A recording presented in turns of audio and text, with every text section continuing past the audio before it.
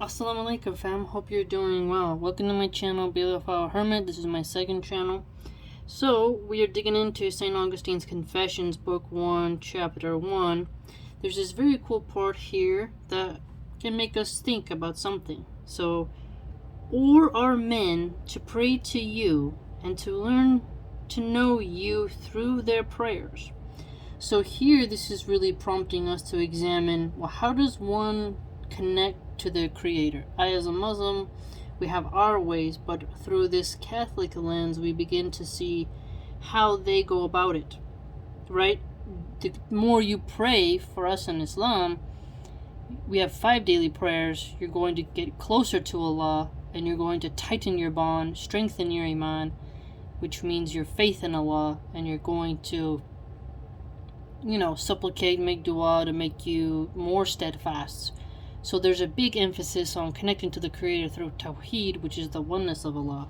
Here, however, you see a Catholic perspective of, them trying maybe to pray the rosary, maybe to get in more solitude, the monastic way. The monks traditionally, during this time, did a lot of praying. So for them, it does make sense that they would say, hey, you begin to learn about God, Jehovah, through prayer. So if you don't pray, how are you going to connect with your Creator? Only how are they to call upon the Lord until they have learned to believe in Him? Now this is interesting. To learn to believe in God and then pray, or pray and hope that you begin to develop this sense of belief. Very interesting, paradox mentally for us.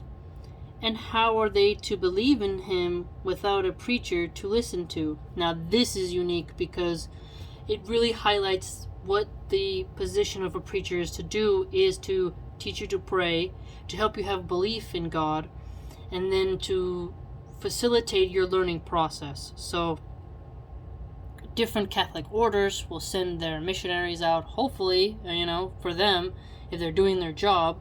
Don't tell John Calvin, right? Don't tell the Calvinists or the Protestants, but they're really going to hope that, they don't do that.